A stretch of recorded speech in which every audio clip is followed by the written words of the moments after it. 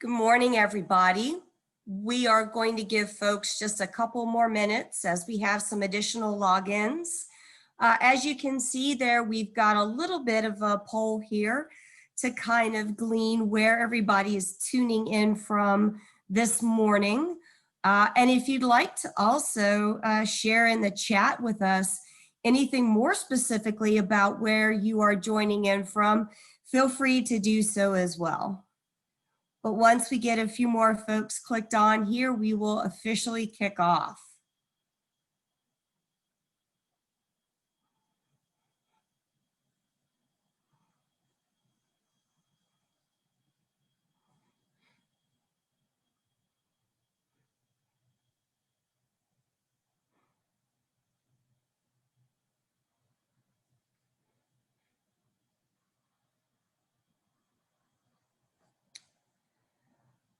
All right, so as we're seeing here, a majority of people joining us today from the West Coast, a few folks back east, maybe you'll hear my Virginia drawl, so appreciate that. And then some folks joining us from the Midwest, so lots of cross-country representation here. I think that's wonderful, so thank you all for joining us this morning. I know that a number of people have tuned in so that we can get a wonderful campus update and have an opportunity to hear from Gary and Lachelle May, who are just wonderful campus leaders. This is coming towards the end of what we've called our Aggie Spirit Week. And since our times are a little different than we would have anticipated, we may not be gathering for a homecoming game or the traditional family and parent weekend activities on campus, but we're so excited to be coming to you through our 12 by 12 screens and bringing you this opportunity to connect. We're so excited today to have all of our great panelists with us, which include the presidents of our Parent and Family Council, as well as the chair of our Family Fellow Program. You'll have an opportunity for Q&A with both Chancellor and Lachelle May, as well as our parent fellows as we get closer to the end of our program. Couple housekeeping tips. If you do have a question over the course of our program, you'll see there's a small Q&A button at the bottom of your screen. If you want to plug your question directly into that, we'll do our best to answer those live and then also field them to our panelists depending on how our questions come and go today. But again, please feel free to come forward with your thoughts and what's on your mind as we go through today's program. And also, because it is Aggie Spirit Week, we have a fan pack that we'll be giving away towards the end of our program. But more on that to come.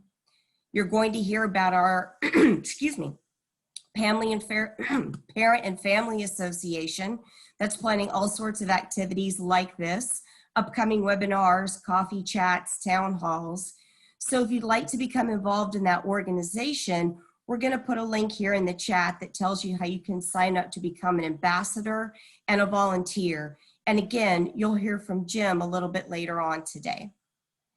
I now have the distinct honor of introducing our keynote panelists, excuse me, Chancellor and Lachelle May.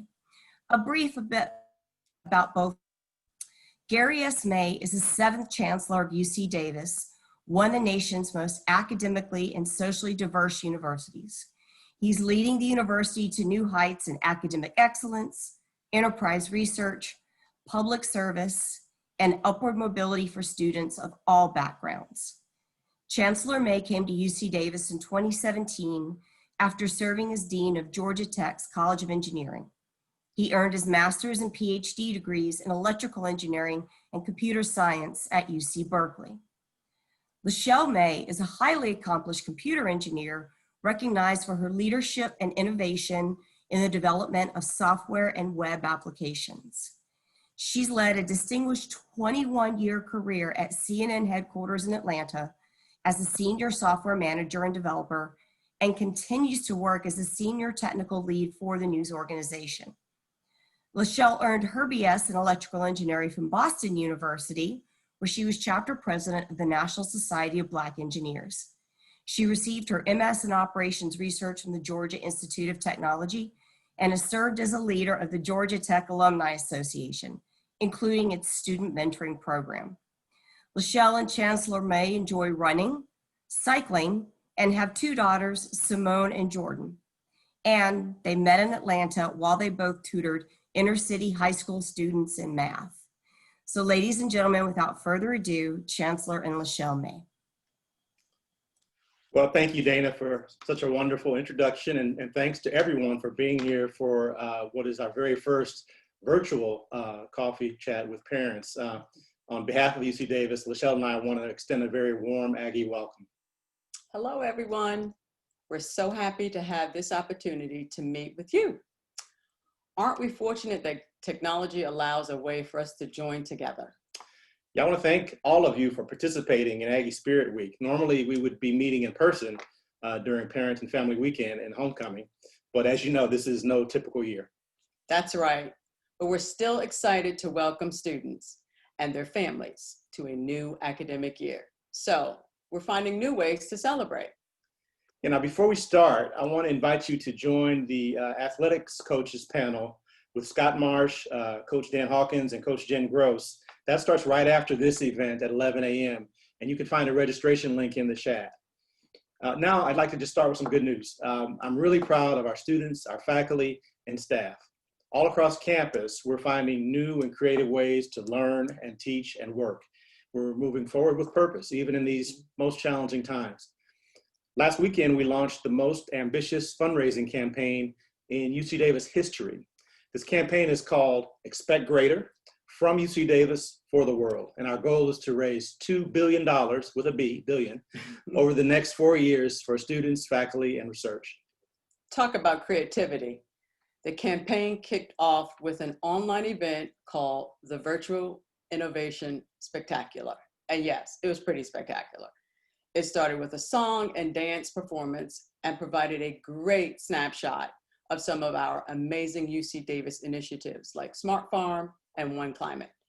The event was recorded, so you can still watch it at campaign.ucdavis.edu. Again, campaign.ucdavis.edu. This campaign really couldn't have come at a more important time. Now, more than ever, we see the value of having a leading public research university with a world-class medical center like UC Davis. And when it comes to the pandemic, wildfires, social justice, or anything else that 2020 may decide to throw at us, UC Davis is driven to be part of the solution.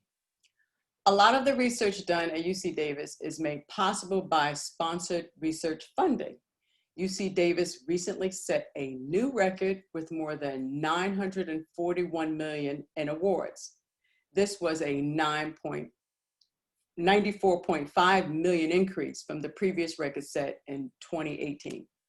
If these awards represent a wide range of critical research work, including therapies for pancreatic cancer and issues related to climate change, such as wildfire smoke and the spillover of zoonotic diseases. All of this just goes to show how UC Davis is sought after right now to address some of the world's most pressing challenges. And there's more good news. When it comes to college rankings, UC Davis continues to rise to the top. That's right, Lachelle. For the second year in a row, UC Davis was ranked the 4th best public university in the country by Money Magazine. In these rankings of best colleges for your money, UC Davis is also in the top 10 among all universities, public or private. In some areas, UC Davis is at the very top. We remain #1 in the world for veterinary medicine and #1 in the nation in agriculture and sustainability. On top of these accolades, Washington Monthly ranked UC Davis #2 among the nation's public universities for social mobility. This list recognizes not what colleges do for themselves, but what they do for the country. I'm especially proud of this recognition. It's a reflection of our efforts to make quality education available to all. We're providing opportunities for our graduates to find career success and a high quality of life. Now let's talk about the new academic year. I know there's a heightened sense of concern among parents, and please know that our #1 priority is your students' health and safety. We're closely monitoring the situation on campus and following state public health directives. Our Campus Ready plan is for safe reopening and is transparent and accessible to all. You can look for it at campusready.ucdavis.edu. Of course, we have increased sanitation and safety measures in place for those living on campus. A daily symptom survey is required for staff, faculty, students, and visitors entering campus facilities. We're also testing all students, faculty, and staff on campus on a regular basis, weekly. You may have heard that last week, a few students, 3 living on campus, actually did test positive for the virus. That's a very low number and very low positivity rate. But those students are currently in quarantine and isolation in one of the dorms we reserved for that purpose. Along with safety, we are committed to your students' education, obviously. All across campus, we're devising ways to make virtual learning more engaging and more effective. Faculty and instructors have transitioned to remote instruction and virtual office hours. Resources like the UC Davis Library and the University Research Center are fully on board to help students access materials and conduct meaningful research from their home or campus residence. When the world learned about COVID-19 this spring, we were right there as parents wondering what to do. Our youngest daughter, Jordan, had just graduated from Lynn University in Florida. Of course, Jordan's commencement was canceled, as were other schools across the country. So we experienced some of the concerns and frustration many of you must be feeling right now. It's really not easy. Yeah, I can tell you that I struggled with the decision to cancel in-person commencement. As Lachelle was just saying, our daughter was graduating and going through some of the same ordeal. It was a tough decision, but I think it was the right thing to do, considering public health guidance at the time. Commencement is a time-honored tradition that celebrates the hard work and achievement of all of our students, and it means a lot to students and their friends and families. So we worked hard to host a virtual commencement that we think was fun and memorable. There was a silver lining. Our family was back together again for a short time. We were fortunate that the pandemic created an opportunity for more family time, right? But not everyone is so lucky. So I really feel for our international students. When shelter-in-place orders began, many of them stayed on campus, either because they couldn't get home or they feared they wouldn't be able to re-enter the US. You know, on that note, I really want to acknowledge our international and out-of-state parents. You may be dealing with a little more stress and uncertainty. And these are unprecedented times. On top of the pandemic and shelter-in-place orders, we've had wildfires across California and protests across the country. And don't forget about the upcoming presidential election. I think about what it's like for our students, whether they're just starting their grand college adventure or midway through, or are in the final stretch toward graduation. And I think about my own college experience. You know, I moved from Teaneck, New Jersey to Boston University, where I received a degree in electrical engineering, and I was one of the few African-American women. So it's a tough challenge, but it's rewarding at the end. Yeah, you know, community support is always high on the list. I'm a firm believer in the power of mentoring and community building. In fact, you know, Lachelle and I were both involved in an organization called the National Society of Black Engineers, or NSBE for short. And it really was a game changer for us. It helped me connect with others who had the same passion for engineering, and we could relate to each other's struggles and stories of isolation. We were looking for mentors, and we wanted to help others along the way as well. And eventually, NSBE even helped me find my wife. It made a big difference for us. So in these times when we can't be together in person, it's really important to find ways to stay connected. I'd encourage all students to seek out ways to engage with other students, whether that's through classes, clubs, or virtual events. All across campus, we're looking for new ways to help our students feel connected while social distancing or learning from home. Almost everything was done in person previously is now being done virtually. That includes faculty office hours, academic advising, student organizations, and events. One example is the new Mondavi Home Stage series, which is free for students. This curated series of live stream events features outstanding performance artists, and a little bit of culture can go a long way toward making us feel like we're still connected to the campus. With that, I just want to thank you once again for being here with us, and I'll turn it back over to Dana for some Q&A. Well, thank you. And thank you for all that great information and sharing your own personal backgrounds and connections to things that you've been passionate about throughout your career. So we really appreciate your doing that. A few questions have come in, either as people registered for the event or as we are taking a few here today. So if you don't mind, I've got a couple for both of you.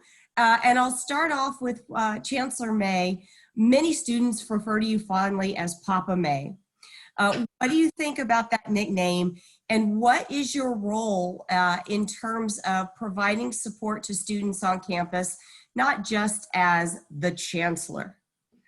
You know, Dana, once I got over the connection I had between that nickname and Papa Smurf, which was not what I actually was looking for, I was flattered that the students started calling me Papa May, because that shows that they are thinking of me as a father figure and somebody they can trust and someone they admire. So that's really a flattering nickname when it comes down to it. Well, absolutely. I would say so as well. And Lachelle, you have such tremendous accomplishments yourself, all the great work with engineering. How have you balanced work and parenting, and especially in these times when you had to do a lot of those both at a distance more recently? Well, parenting is a little different. My kids are adults now. So if I had to rewind and say, how did I do it, work and being married to an academia and raise children, it takes commitment and coordination. So I did all of that, but I also have to say that my mom lived in the same city with us. So it's nothing like a grandparent. So I say to you students, as you grow older, grandparents are beautiful and wonderful people because they're committed to your children like none other. And the price is right on the babysitting. That's right. It was always free. Free is a good price. But now, my life's changed a little bit. The good news is that, and I always share this, that I work for an East Coast company. I live on the West Coast. So my day starts very early, but it also ends early. So that allows me to attend many events for UC Davis that occur in the evening. So that's really the big plus. And Lachelle, do you have a role working with students here on campus? In many different ways. I'm often asked to speak to women in STEM or just women. So I do that. I serve on a few committees, with the SHRM. I serve on the Girl Scout committee in Sacramento, not committee, the board, and a few things here and there. Well, so we've got some questions for both of you coming from our parents and our family members. And so one of them has been, what do you think are been some of the greatest challenges for students and their parents in this new era? And what are some advice that you have parent to parent for some of our attendees today? Yeah, I think the greatest challenge for students that had to make the transition from in-person learning to remote learning is just the disconnect and the sense of isolation that you have from your fellow students and your professors. So it's taken quite a while for both the faculty and the students to kind of get used to this and find a rhythm and how to do it well and how to do it so effectively. And I imagine the parents, I know I would be very concerned about parents are always concerned about their children when they're away from home anyway. But in this environment of a pandemic, I mean, that gets magnified significantly. So I imagine there's a little bit of stress. There's also the stress when you actually do reunite and you travel for holidays or weekends or what have you, because you don't want the virus to spread because of those encounters. So there's a lot to think about, a lot to be concerned about. We're trying to do our very best here at Davis to alleviate those concerns. If I had to offer advice, I would highly suggest that students and people in general leave your home and participate in some type of exercise. Whether it's soccer with a friend or baseball or playing tennis, there's some outdoor activities by default you can be separated. Or if you know they've been isolating as well as you, it's good. I think a lot of times students right now, and I found this with my children, they're connected to social media and then they're reading a lot of negative things and negative things and negative things. It's just separate yourself once in a while and just get a breath of fresh air and enjoy some sun. Vitamin D, I hear, is very good for COVID. So by default, you should, or just walk every day. Exercise really does help with your mental stability. And I know I've enjoyed watching your Thursday chats, and I've heard you both share that message repeatedly. A little bit of fresh air and movement always sort of clears your head. So I appreciate you having that carry forward. A couple of questions here in terms of some of the operations for campus with regard to some housing. And Chancellor May, want to share we've gotten a compliment from one of our attendees that the drop-off process was very well planned. Good. So I just want to share that with you, and really great to hear that feedback. Can you offer a little bit on some of the housing planning, maybe after the end of this calendar year, what thoughts have looked like for next semester, and some of the partnerships that we formed with the city to how to address those issues this quarter as well? Sure, I can. In terms of on-campus housing, we're at about 35% capacity. All students are in single rooms, either the students living in the dormitories as well as those in apartments. About, I think, 1,800 are in the on-campus dorms, and the other 800 or so in the apartments. As we move forward to next quarter, and as county and state guidance allows us to increase the density there, we will allow more people to come back if they like to, because we do have some capacity there. We have reserved one dormitory which has about 400 beds strictly for isolation and quarantine, so we'll keep that as is. And we have a similar arrangement in the city where vacancies in some of the apartments, some of the landlords have allowed us to reserve some space for quarantine in their vacancies in the apartments in the city. We have this initiative which we call Healthy Davis Together, which is a partnership between the university and the city of Davis, which allows us to do many different things together, including isolation and quarantine for those that need it. So I think we're in a pretty good shape in terms of housing. We'll try to accommodate people that want to come back. We're going to try to ramp up in-person classes, again, safely and as county guidance allows us to, trying to slowly but surely get back to quasi-normal. And so we've got a question here about testing. And you mentioned the on-campus testing and how that's been really successful. A little more specific about saliva testing, and talking a little bit how that differentiates between some of the testing that's going on right now. And when is that going to be available to students? Yeah, so our saliva testing is available now. It started with students moving in. I actually took the test myself. We had a pilot where we had the saliva test as well as the nasal swab as a backup to verify that the saliva test was actually giving the right results. And we're past the pilot now, so we're ready to move on. Our vision is to have thousands of tests per day and to test the entire community, students, faculty, and staff at least weekly, ramping up to twice a week as we get more proficient. We've bought more equipment. We're actually doing something very unique at UC Davis. We're a national leader here in this test. We've sort of borrowed from the ag genomics industry, and our PCR-based saliva test is one that very few other places are able to do. It gives results within 24 hours, and it's very cheap, and it's pretty easy. It takes like 10 minutes to walk through. Depends how long the lines are, but it takes about 10 minutes to do the test. As I said, I've done it myself. So we're very proud of what we've been able to do with the testing and the contact tracing and the isolation at Davis. I think we are in a leadership role nationally.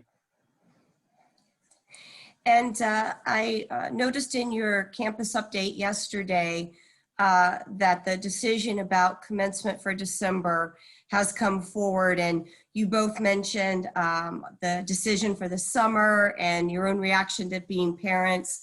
But can you share a little bit more about the decision regarding commencement, and again, some of the factors that went into that? Sure, Dana. Well, I'm actually very optimistic. So I was holding out, hoping that we would be able to have an in-person ceremony by December, but I also appreciate that people want to be able to plan. And so we can't wait until the last minute and have decisions being made.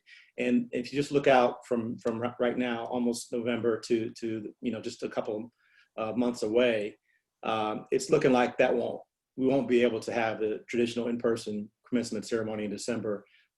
So we made the decision to make that one virtual as well, as we've done in last June. We are still committed to having in-person ceremonies as soon as public health guidance allows us to. And we're even trying to figure out a way to let the students who would have been able to walk in person this December and last June come and participate in future ceremonies if we can logistically make that happen. Well, I know we all hope to be able to do that as soon as you say health circumstances warrant it. Kind of starting on the beginning of that spectrum, though, in terms of enrollment and students coming to Davis in the first place. What have we seen so far this fall, this quarter, with students coming in? What type of impact has the pandemic had on that? Things I've seen have been very optimistic, but any insight you have on what that incoming class looks like, I think people are interested to know. Yeah, we were actually very worried about enrollment, as you can imagine, thinking that many students would choose not to come back or wouldn't be able to come back for various reasons associated with the pandemic.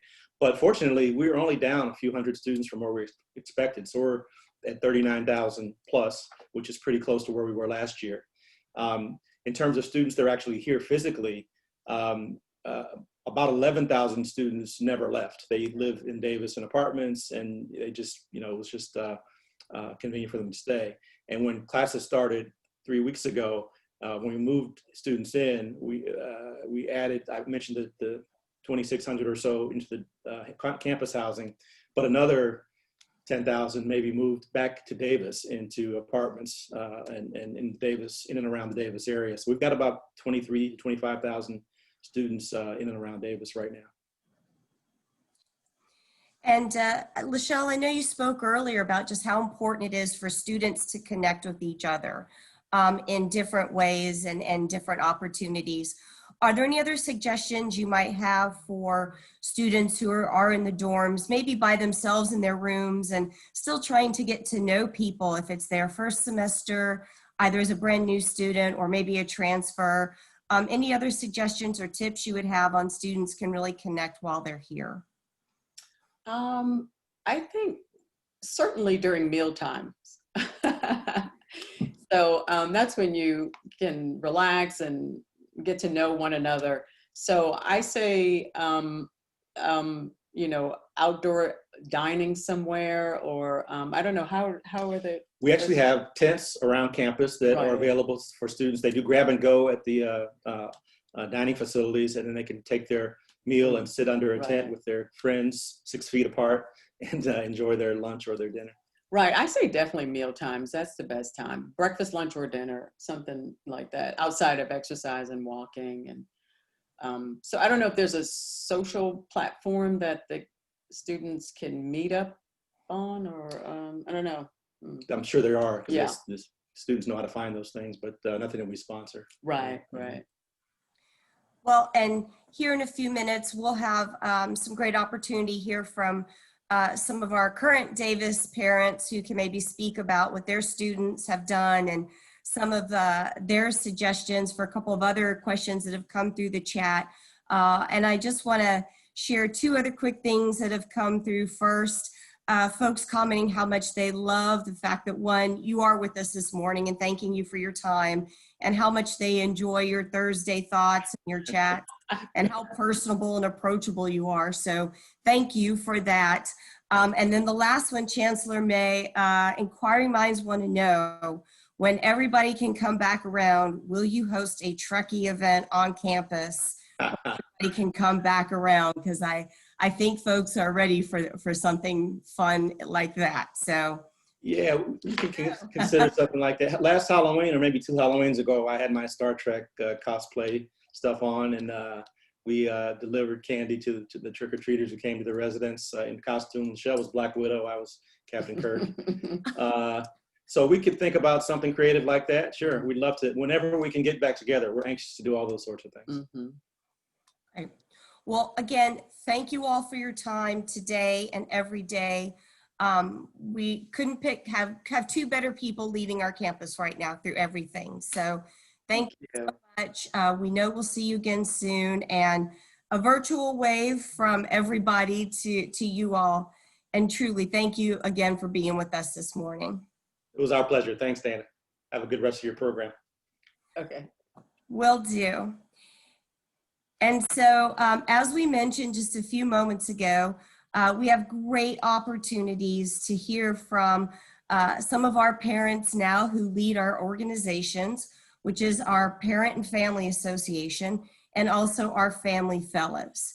And again, we'll put some links in the chat here so we learn a little bit about how each organization is different.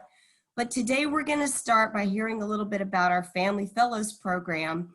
And I'm thrilled to introduce Derek Lamb. Derek is a UC Davis alum and the founding chair of our Family Fellows program, a trustee of the UC Davis Foundation, and a proud Aggie parent to Carissa, who just graduated from UC Davis this past spring. So he'll have some great insight on how things flipped around a little bit and some tips for challenges or for parents and students facing some of those challenges. Excuse me. We're delighted to have Derek here with us today and share his stories and thoughts. So Derek, take it away. Thank you so much, Dana, and welcome everyone. And I was looking at the list of attendees and I recognize a few names, so welcome again. So I'd like to start by sharing a personal story of impact and inspiration about my involvement with UC Davis before I talk about the Family Fellows program. So I was born and raised in Hong Kong, and I grew up with my maternal grandmother, who was a very kind and giving person. During the year of my graduation and right before she passed in 1987, she gave away her savings to a charitable organization. And that really inspired me to follow her footsteps. So as a first generation Asian American, I always like to support incoming first generation low income freshman students and provide them with guidance, skills, and resources to be successful. So after I graduated from Davis, I wasn't as involved as what I'm right now, and circumstances actually have changed, and now I'm in the capacity to be more philanthropic. So along with my wife, we decided to establish an endowed STEP award fund to support students participating in the special transitional enrichment program at UC Davis. And also, after I got more involved with Davis in the philanthropic side, I get a sense that it's very important that the collective generosity of Aggie parents can really make a huge difference in our students' life every day. So as a result, I agreed to serve as the founding chair of the Family Fellows program, which Dana mentioned. And our goal actually is to inspire university leadership, staff, and other families to achieve the best for students by serving as examples of philanthropic giving and engaged support. So as an Aggie alum, I would like to encourage other Aggie parents to join my family and others in the Family Fellows program. So we can all help prepare our students for a lifetime of success after graduation. So I just want to mention there are three very important pillars about the Family Fellows program. Number one is invest. What we mean by that is we want to invest in strengthening and enhancing the student experience by providing private support for the public good. The second pillar is in impact. We want to impact the students and faculty by attracting and retaining the best and brightest faculty to prepare students for success and by supporting scholarships to ensure access and enrichment for all. The last pillar will be to inspire. We want to inspire other parents, alumni, friends, and students by serving as role models for our peers to give and engage students in their profession networks, and for students to become the philanthropists of tomorrow. Now you may ask yourself, what if Family Fellows is not a goal for us? Well, I can tell you, we can all make a difference, especially now during a COVID-19 pandemic. Many parents may not be in a position to give, and that is understandable. What I would encourage you is to think about, even a small amount would count. A donation of any size to programs like the student pantry or to the frontline workers at UC Davis Health really will make a tremendous impact and help. grow our parents and donor community. I'd also like to share with you a story about one parent's concern on student food insecurity and how his sons are volunteering at the pantry at UC Davis turned into a great example of how families can contribute to UC Davis. And this story is about Bryce, who is the student, and Larry Jacob, who is with us today this morning. So Larry, he works for Salesforce, and he has been concerned about student food insecurity. In the meantime, his son Bryce volunteered at the pantry at UC Davis since January 2019. And the food pantry is a student-run nonprofit here on campus. So before COVID-19, Salesforce always encourages employees to do pro bono work, and many usually work at the food banks. But during a pandemic, this actually was not an option because of the social distancing and also all the safety precaution we have to follow. So Larry thought about having people at Salesforce use their pro bono time to help build a platform for the pantry. So he reached out to Carrie DeBoer Wright, who's with us today, who connected Larry, Bryce, and the pantry director together, who later met and discussed how a project could impact the UC Davis and others. So Larry later connected with the UC Davis, the pantry, and the Salesforce to partner in the creation of an innovative platform, which will help the pantry with organization, inventory, planning, and purchasing, so that it will become more impactful and efficient than ever. And also to make it possible for students to order ahead of time and receive a pickup time to help with time management and really deal with congestion and lines outside the pantry. And the hope is that once it's being created and implemented, they plan to share not only at UC Davis, but with other UC campuses and California State University institutions for the pantry programs. And I'm also pleased to let you know that I was so impressed by this innovative perspective that I, as the president and CEO of a private nonprofit in Sacramento, I connected Bryce with the board president of the Meals on Wheels Association in California. And we just had a wonderful conversation this past Thursday, learning about this innovation, learning about how he started and what he wants to do in the future. And I think something beautiful will turn out as a result of that conversation.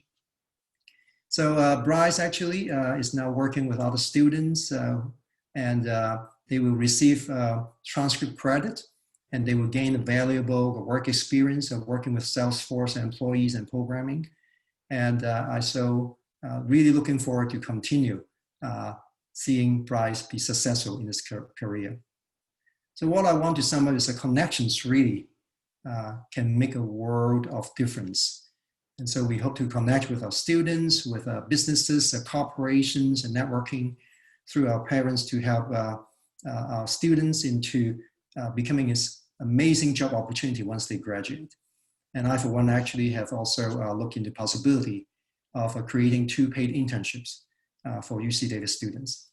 So with that, that's my personal story. I hope it will inspire you to get involved more with UC Davis. Turn back to you, Dana. Derek, thank you for that. And I love the way that you tied in all those connections.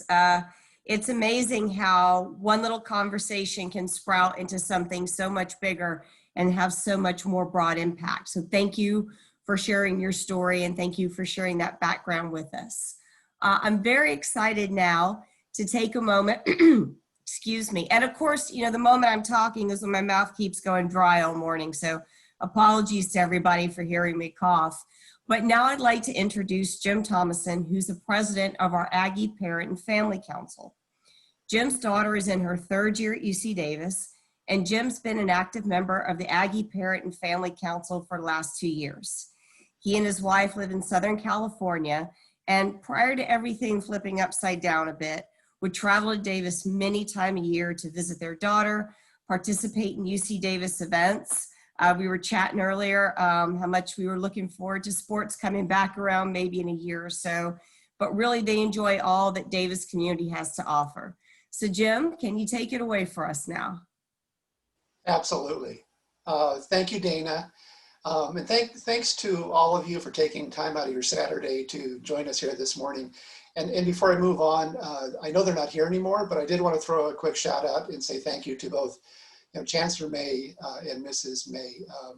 I worry about my daughter and all the changes and decisions that we have to deal with this year. I cannot imagine what it's like for somebody at that level to worry about 39,000 students and their families. So hopefully that gets back to them.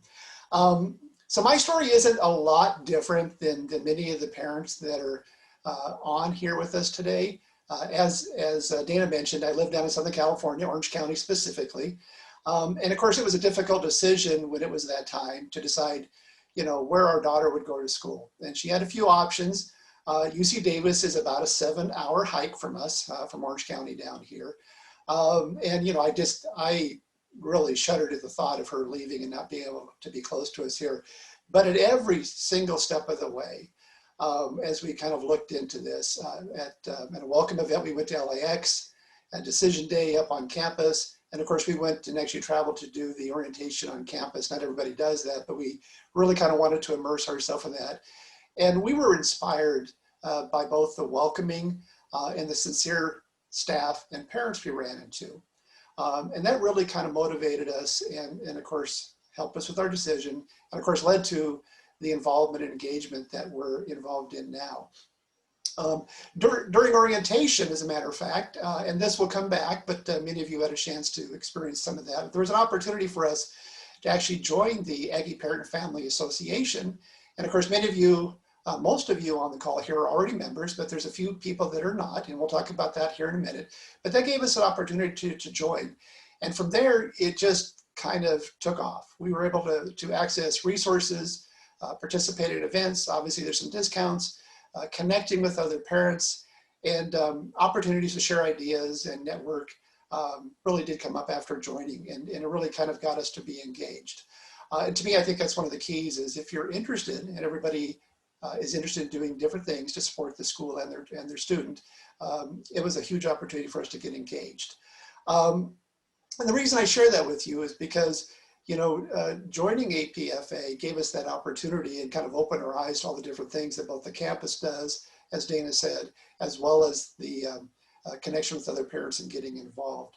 So I would encourage you, if you have the desire, and of course there's a lot of ways to get involved, but consider joining APFA, or if you're already a member, think about kind of digging into some of the events and ways to volunteer to participate. We have some amazing committees that are actually part of the Aggie Parent and Family Council, which is what I'm a part of. You can join not only the council, but you can volunteer. Some of the wonderful committees that we are involved in are parent communications, our out-of-state international programs, ambassadors. We have a wonderful scholarship program, and membership committees as well. And you can participate and be involved as little or as much as you like. Obviously, I kind of personally got involved quite a bit, but it really does give me a lot of fulfillment to engage with parents and of course support UC Davis and everything that we do. I'm just a huge advocate now for not only this great institution, but the amazing culture that we have. A little bit more on the Aggie Parent and Family Association. First of all, there'll be a link, if it's not already there, that you can go to and look into the different memberships. There's a family one and a student one. Currently, we have just about 2,700 members.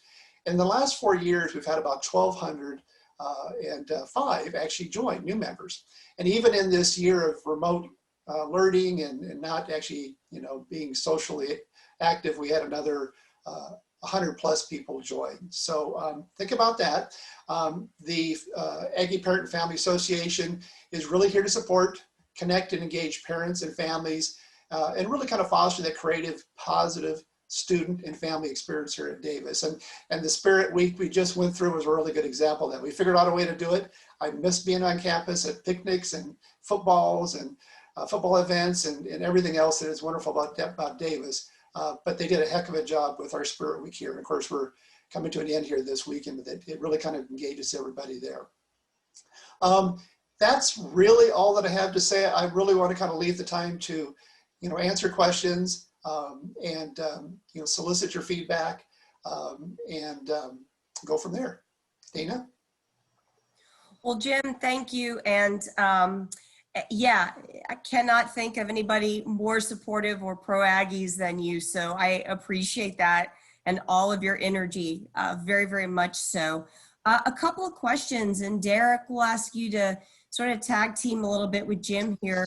Can you explain a little more about the difference between Family Fellows, APFA, and some of the ways that you're looking to collaborate now with events like these and in the future? Well, absolutely. I also typed my answer on the Q&A. So Family Fellows Program is a very new parent group created by the UC Davis Foundation. And the goal really is to inspire university leadership staff and other families to achieve the best for students by serving as examples of philanthropic giving and engaged support. So the Parents Network, I think Jim can talk more about that. All righty. So I think one of the great benefits of joining the Aggie Family and Parent Association is just the opportunity to really find out what's out there and how to experience it. One of the things that even I still today find out is how many resources, for example, that UC Davis actually offers. And a couple examples of that would be, I think a lot of the links that you're seeing posted there, I will tell you, I'm not sure that if you feel this way or not, but as I see all those links and all those different resources and opportunities, it's just kind of mind blowing, but there is so much to support you and your students. We'll talk about it here in a little bit. In fact, I'll just go ahead and mention it now. In this day and age, we always talk about, what advice would you give or what experiences do you have? The links make me remember an earlier event that we did here in Spirit Week. And they talked about the remote learning or remote involvement of children or students here today in this world. One of the things that I found is that, we've always worried about their actual classes and their education, and even maybe just the social activity on campus and the college experience. But I find now one of the things that we're having to do more is actually engage with our daughter on more of the emotional part. How are you doing? How are you feeling?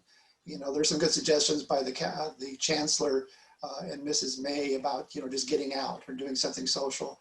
I think that stuff is really critically important, and we almost have to do it on purpose because you can't assume that they're okay. Freshmen particularly are going through not only this stuff, but they're also trying to, become accumulated to campus life and being away from home for the most part. But connect with your students, and then take it a step further, maybe do some research and find out what resources are available. There's tremendous counseling resources that are available, and it doesn't have to be serious stuff. It could be just connecting with somebody, a professional or another student. I'm just completely floored by the stuff that we have available. So that would be a big takeaway for me during this time, is how much more we've got to get involved in the emotional aspect with our students. And then again, the resources that are available. If I may add, Carrie DeBoer Wright, who's with the development office, actually has posted a link on our chat room if you're interested to look more into the Parents Fund. Also, she has her email address listed on the chat room as well. So if you want to connect with her and get more information about the Family Fellows, please feel free to do so. Great. And, Jim and Derek, you both mentioned the importance of the resources on campus and the support that students have. As you mentioned, Jim, we did have an event earlier this week that was really a student success panel here in the virtual world. We had a number of people from across campus talking about what's available here at UC Davis for students that, again, may not be as face-to-face as we'd like, but it's still available as a wonderful resource. And we did record that session. So if you weren't able to join us on Thursday for that, take a look at our website on Monday, or I believe we can also send it out to you in our follow-up. But you can watch that. I think it's about an hour long and learn a lot of breadth and depth about what we have here at UC Davis on everything from student activities. I know there were a number of questions about ensuring that students connect with each other and get involved. Some of the emotional and mental health resources that Jim mentioned. And then also too, tying a little bit into what Derek was sharing, our career opportunities. You know, there's still a lot of ways for students to get work study jobs on campus, connect with internships, start their career search process now. None of that has stopped just because we've had to pivot our way of delivering those services. So I'd encourage you to watch that Thursday panel if you get an opportunity to. I know we're close to our time here, and we've got a couple of pieces to do here at the end, but just a reminder that right after this, starting at 11, we are doing a virtual panel with some of our coaches. So a little bit of athletics tie-in today at what would have been our kickoff roughly around this time. But I just want to say thank you once again to everybody for being here today, for being part of our Aggie Parent and Family Network and our Family Fellows. And right now we've got a fan pack giveaway. So Jim, I'm going to sort of turn it over to you to share how we're going to handle that and announce our lucky winner. Fantastic giveaways. I love it. And actually what we're going to do, as Dana mentioned, it's time for our Aggie Fan Pack raffle. So we're going to have a bunch of goodies to give away. And this is a gift and a wonderful gift and support from our Aggie Alumni Association and the athletic department. It'll be full of UC Davis branded items. And we're going to raffle that off here now. What we're going to do is ask Derek. So Derek is thinking very hard right now about a number, either a number between 1 and a gazillion. And Derek, why don't you go ahead and do that and then let us know. And while we're doing that, and Derek, I'm sure he's ready to go here, but we'll have the name of a winner here shortly. And we do have another chance for you to win if you quickly do a selfie that you're participating in this event here today, and then go ahead and tag your photo to Go Ags and mention the Cal Aggie Alumni Association. Or of course you can go to alumni@ucdavis.edu for another chance at winning some great goodies here too. Derek, what do you think? So I'm going to pick a easy number, 33. 33. So we're going to quickly run through our numbers and names, and I'm going to hope to go ahead and let me go ahead and look in our chat here because everybody's working on it in the background here and see who that might actually be. Okay, we're good here. Is that the name? Alrighty. So the other way to win has been posted in the chat as well that I just mentioned, and it looks like Margaret Cruz is our winner here today. So Margaret, first of all, thank you for joining and participating and listening to all of us and our great and wonderful things, but congratulations. This is a pretty awesome thing. I was hoping to get some too, but hey, thank you so much. And again, thank you all for joining us here. I'm going to turn it back over to Dana to close us out, and don't forget about the athletic web coming up as well. Well, again, Derek, Jim, thank you so much for your time and your sharing, not just today, but year round. And I'd also like to take a moment and say that none of this happens just by magic. And so I've got to thank the people behind the camera or behind the lens, however you want to put it, that are part of our alumni and affiliate relations team. Pauline, Julianne, Grace, thank you for keeping all of this moving forward. And Carrie, also for your information about Family Fellows program.